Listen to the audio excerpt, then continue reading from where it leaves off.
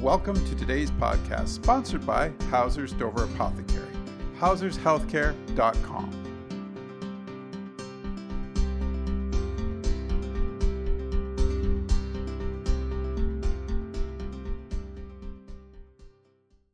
It's the September show with Barb, Healthy, Well, and Wise.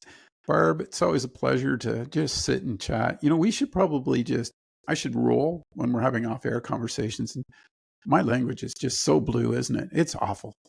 Folks, it's incredible. I've got this image to maintain when I'm doing these podcasts, but we have great conversations about everything under the sun, and it always revolves around health.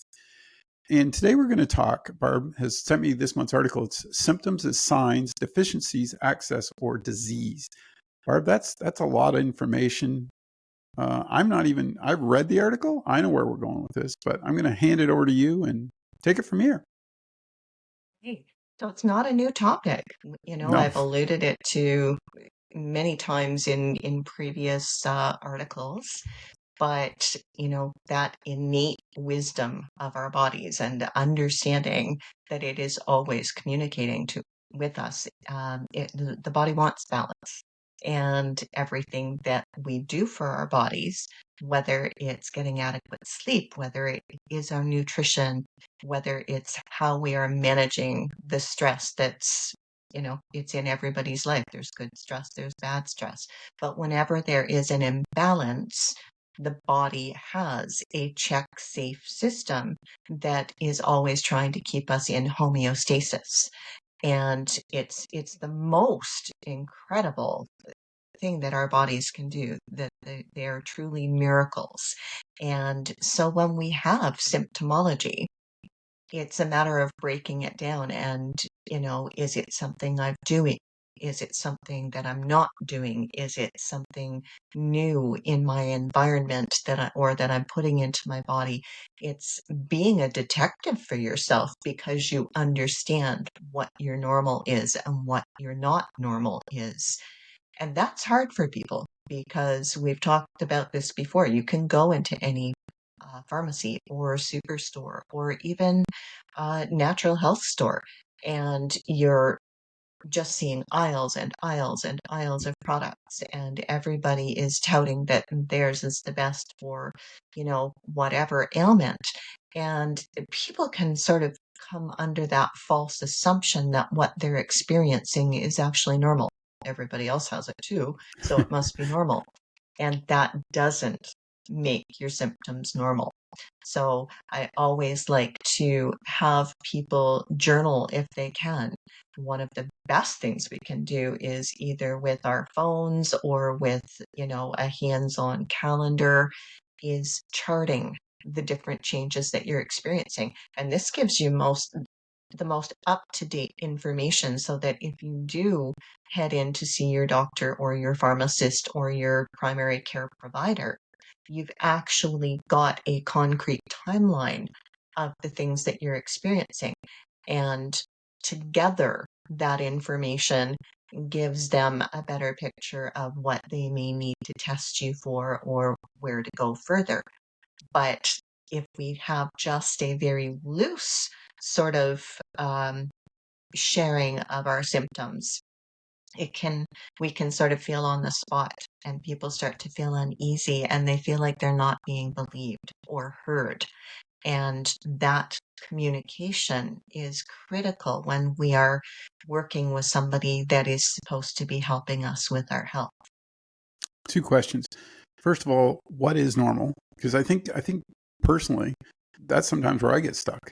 Like with your physical health, it's like, oh, this must be normal for this age, right? And then you sort of, you Google it or something to see, why do I have this ache? But is that, I think where you said that physical and the mental part is, that's where it comes into play. Because if you're mentally feeling good and physically you're feeling good, that should be where you are constantly, right? That is the hope. Yeah. We definitely have an optimal level of health.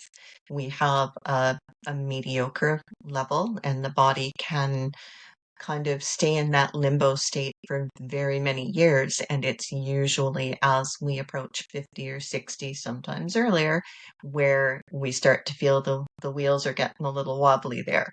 Oftentimes you can point to, okay, I need to readjust this, or this, and everything will be steady again. But when there's no known cause and a Yeah. symptom is coming up more and more frequently with more severity, then those are the things that we really need to say, hey, what's going on? Because nobody knows your body exactly the way that you do.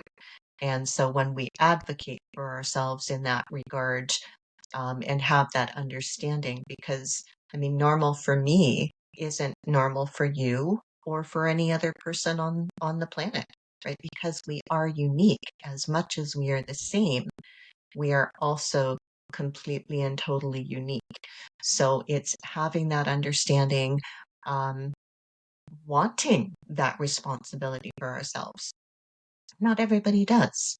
No. And there can be other constraints, right? I mean, financially, that's a thing for people. Everything is definitely putting pressure on people's resources financially these days, and that can change the types of choices that we make for ourselves as well. But our basic health and nutrition, the things that are controllable factors, people think it's more expensive to eat healthy. But is it? How much preparation are you doing to set yourself up for success with nutrition? And how many other directions is your life going that perhaps you could simplify to make sure that you're paying more attention to your everyday? It doesn't have to be, but it does take more work for certain. I like the idea too, what you said earlier about a journal, because I do think that's something I don't do. I do it if I'm running, if I'm training, I'm like, oh, this bothered Yeah. me today, right? But on a daily basis, because then it can show you patterns and maybe, there's ways to break them. The other one that kind of hit me that I wanted to ask you about too, because sometimes maybe I lack magnesium, for example, but Mhm. I had to sort of figure out what the dosage was, because if you take too much, right? But use that for an example, because you want to do better, but sometimes you don't have that practitioner right there to say, no, you only need 20 grams of this, right? That's another place where you can help, correct? Like, I mean, that's one of Yeah. those things where you're saying, hey, you want to be healthier, but you also got to do it properly. So, when they come to you and Yes. you're going to check over everything to start to get that Hmm. flow, to see where that chart is, to get you as healthy as you can be. Is that a big problem too? Because I think it's like anything in life anymore. Things have moved so fast, you don't know where to start. Oh, 100%. It's the first thing that we do when somebody comes in for a consultation is we poke around at the foundation, right? Because if the foundation's not sturdy, then nothing that we build above it is going to be sustainable. And so we need to know what those core values are, those core abilities, and what's going into that person on a given day. And from there are assessment tools that I can use, and they give me an evaluation of what their nutritional status may actually be looking like.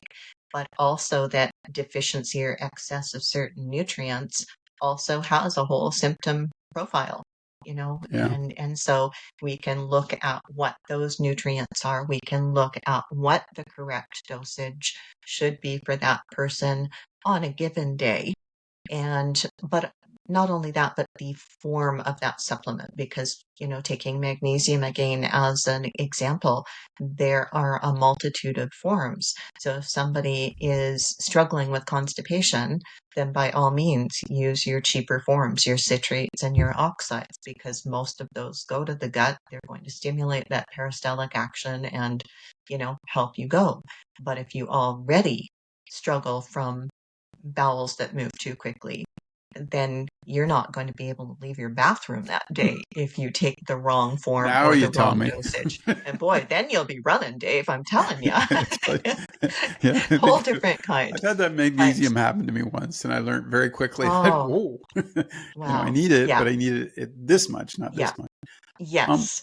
And again, you go with the bisglycinate form by example, and yeah, it's 85% absorption to the body. So you're much less likely to have a GI response when you take that form. But again, there's even a better time of day to take, certain yeah, supplements. Um, I'm very careful that people understand if they're also taking prescription medications, that was that my we next really question. need to Yeah, time things properly that way because they can, calcium and iron are very well known for being problematic with different medications where they can either impede how well you absorb it or that you may absorb it too quickly and they don't play well. Some of those minerals, they don't play well on the playground of the body. So taking them at certain times is very important. Certain ones are fat soluble, certain ones are water soluble. So there's so much. And oftentimes I forget how many years I've been doing what I'm doing and how this is just to me it's common knowledge. But to, most of my clients, a lot of what comes out of my face when I get really excited is it's just like sometimes it can be overwhelmed because it's all new to them.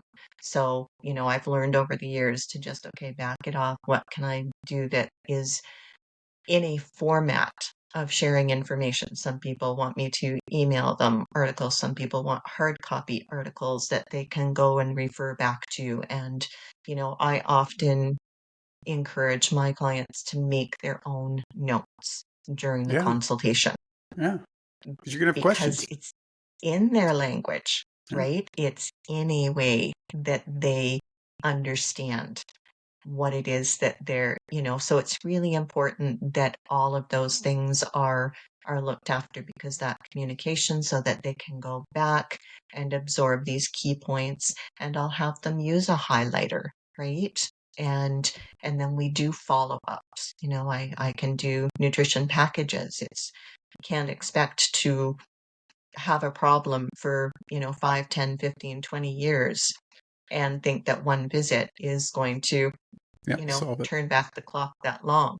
It's not going to happen. We have to understand the correlations and also what that person puts value on the most, right? Yeah, Because if they're not concerned about something, then despite that I recognize how much of an issue it is for them, they have to be in sync with themselves enough that they really want to start to make those changes because change is hard, but nothing gets better if we don't lean into those sorts of things.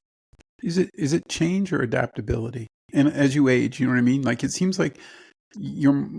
I find I'm more adapting more than changing. Like I know that it's probably very similar in the meaning, but I think it has Mhm. two different sides of it here. Because if you're adapting It's as a you age, softer word. I right, you're like that. taking it in though. You're taking like, oh, Yeah. okay, I should probably not do that as much. You know what I mean? Like Mhm. maybe don't run that far every day. Do this and add this to it, Mhm. right? So you're constantly, and I think that's like physically on our physical side of our health that we have to be Right. constantly adapting because we, like you said, you don't, it changes the influx. Like if you're on a Hmm. medication, and I thought that was a great example that you pointed out, and it's going to react to your body this way. Well, now all of a sudden I need more B12, right? Because this isn't, and then I don't know a doctor's going to tell me that. I don't know if a pharmacist is going to tell me that. Like Right. that's where I'm going with this. Right. It's like, okay, Barb, now I've got this deficiency. What are we going to do about this, right? Or Hmm. how can we work this in so I have this ability still to do these things? And I think that's what we keep forgetting. I think, like you said, everybody wants the magic pill, so I can go Hmm. back to what I was doing, but we have Yep. to be open to be adaptable. And I think the Yep. commitment, I don't know about you, the commitment has to be there. It's your health. It does. It does. And for different people, that commitment comes with different input. Some people need Good the point. sledgehammer approach. right? Right. Before they're willing to recognize that what they're doing isn't sustainable, that they do need to step into that adaptability. And I love that you use that word, because change for people can represent having to give something up. And Right. people don't like to give up certain things.